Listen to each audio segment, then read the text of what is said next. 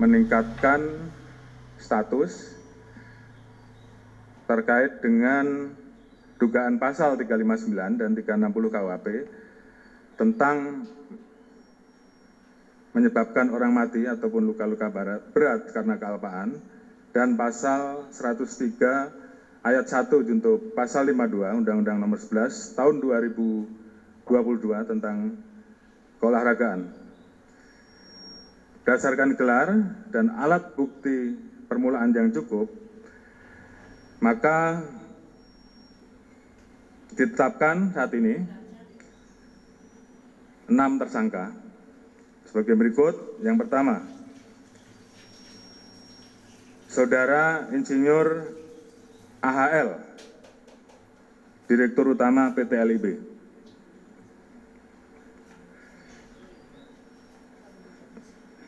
Di mana tadi sudah saya sampaikan, beliau bertanggung jawab untuk memastikan setiap stadion memiliki sertifikasi layak fungsi.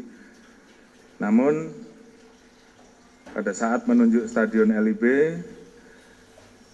persyaratan layak fungsinya belum dicukupi dan menggunakan hasil verifikasi tahun 2020. Saudara AH, Ketua Panitia Pelaksana Pertandingan. Pasal sangkaan sama, 359 KUHP dan 360. Dan juga pasal 103 junto pasal 52 Undang-Undang RI Nomor 11 Tahun 2022 tentang keolahragaan, di mana pelaksana dan koordinator penyelenggaraan pertandingan yang bertanggung jawab pada LIB. Di situ disebutkan di pasal 3, Panpel bertanggung jawab sepenuhnya terhadap kejadian.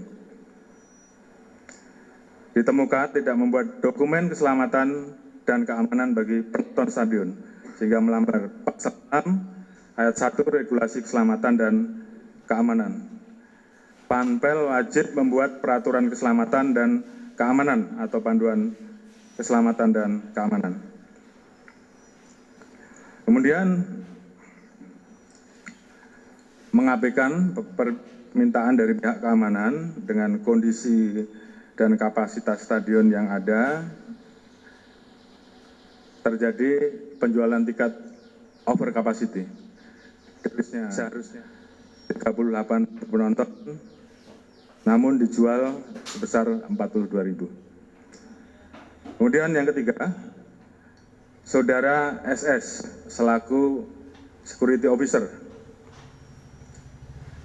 Pasal yang dilanggar sama 359 KUHP dan pasal 360 dan atau pasal 103 junto pasal 52 Undang-Undang RI Nomor 11 Tahun 2022 tentang keolahragaan, di mana tidak membuat dokumen penilaian risiko, bertanggung jawab terhadap dokumen penilaian risiko untuk semua pertandingan, dan juga memerintahkan untuk meninggalkan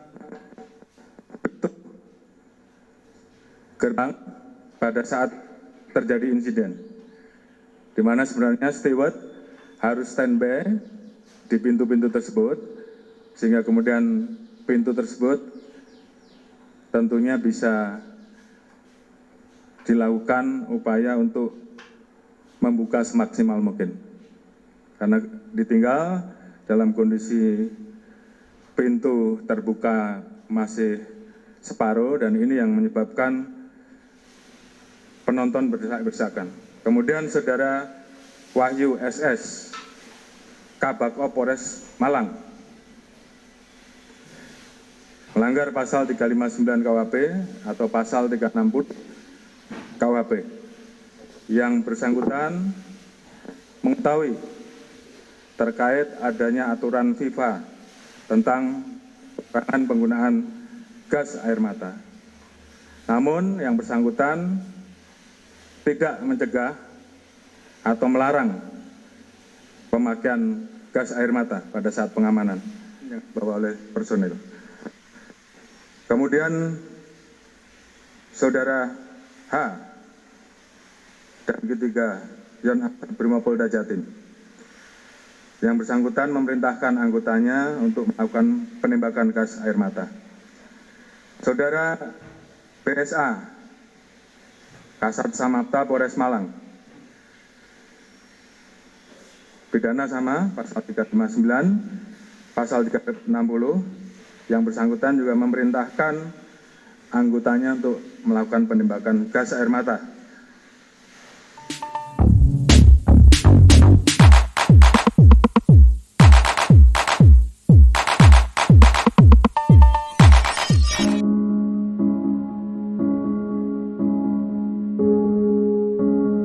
Assalamualaikum warahmatullahi wabarakatuh. Berjumpa kembali di channel Cendekia Muslim.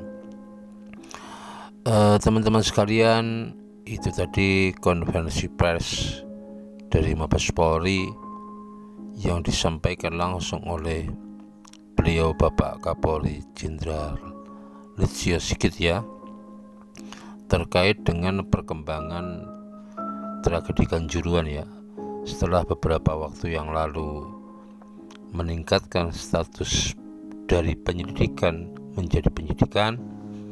Semalam telah diumumkan tentang penetapan tersangka dalam tragedi Kanjuruhan yang menyebabkan ratusan orang meninggal dunia dan ratusan orang mengalami luka-luka. Dalam konferensi pers tersebut telah ditetapkan 6 orang tersangka. Di antaranya adalah Direktur Liga Indonesia Baru, kemudian Ketua Panitia Pelaksana pertandingan antara Arema versus Persebaya. Kemudian yang ketiga adalah Security Officer, pengamanan pertandingan tersebut. Kemudian 3 orang dari unsur kepolisian ya, yaitu anggota Brimopolda Jatim, kemudian Kasat Samapta Polres Malang, dan yang terakhir itu Kabak Op Polres Malang. Keenamnya dijerat dengan pasal 359 dan 360 KUHP tentang kelalaian atau kealpaan yang menyebabkan orang meninggal dunia atau mengalami luka-luka ya. Ancaman hukuman maksimalnya 5 tahun atau hukuman kurungan paling lama 1 tahun begitu ya. Teman-teman sekalian, di antara 6 tersangka tersebut meskipun pasalnya relatif sama, cuman perannya berbeda ya. Kalau dari pihak Direktur Liga Indonesia Baru, kemudian Ketua Panitia Pelaksana, dan Security Officer itu terkait dengan pelanggaran kelayakan dalam pengamanan atau pengendalian dalam pengamanan atau kelayakan fungsi di sebuah stadion untuk menyelenggarakan sebuah pertandingan ya, terkait dengan regulasi lah kalau ketiganya. Kemudian kalau dari unsur kepolisian itu tentu terkait dengan teknis atau mekanisme pengamanan dan pengendalian massa ya, itu terkait dengan adanya gas air mata yang digunakan sebagai salah satu alat pengendalian massa yang sebenarnya itu sudah tegas dilarang dalam peraturan FIFA ya. Teman-teman sekalian, kemudian kenapa kalau pada mereka atau anggota-anggota kepolisian yang lain tidak atau belum ditetapkan sebagai tersangka? Memang dalam konteks hukum pidana itu mereka yang menjalankan sebuah perintah itu tidak bisa dimintai pertanggungjawaban hukum ya. Itu seolah menjadi alasan pemaaf dan alasan pembenar ya. Sekali lagi yang bertanggung jawab adalah mereka yang mengeluarkan perintah untuk menembakkan gas air mata. Dalam hal ini dari unsur kepolisian Polres Malang. Kemudian memang tragedi Kanjuruhan ini mendapatkan sorotan dari publik ya, bahkan dari media asing juga mengkritisi kinerja kepolisian ya. Bahkan salah satu berita yang ekstrim ya dari Jerman ya, ketika pertandingan Bayern Munchen itu dibentangkan sebuah spanduk kalau tidak salah ya, yang isinya itu bahwa telah terjadi dalam tanda kutip tragedi pembunuhan massal 100 orang lebih yang dilakukan oleh Polri. Itu salah satu yang sempat ditampilkan saat pertandingan Bayern Munchen. Itu teman-teman yang bisa aku sampaikan.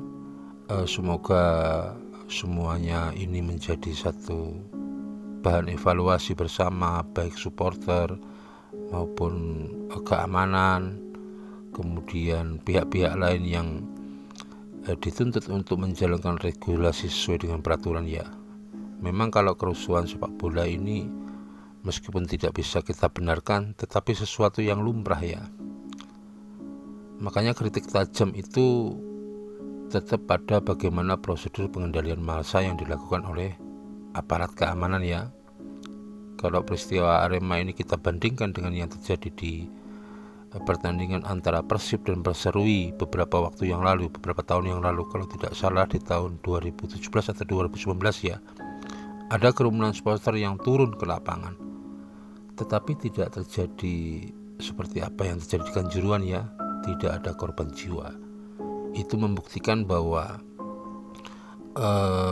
turunnya supporter ke lapangan itu meskipun tidak bisa dibenarkan, itu tidak serta-merta menjadi penyebab terjadinya korban jiwa ya.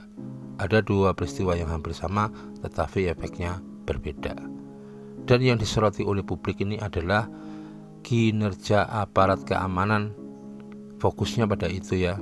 Demikian juga yang disoroti oleh media asing terkait dengan kinerja kepolisian Republik Indonesia dalam mengamankan dan mengendalikan massa di stadion. Demikian kurang lebihnya, mohon maaf. Assalamualaikum warahmatullahi wabarakatuh.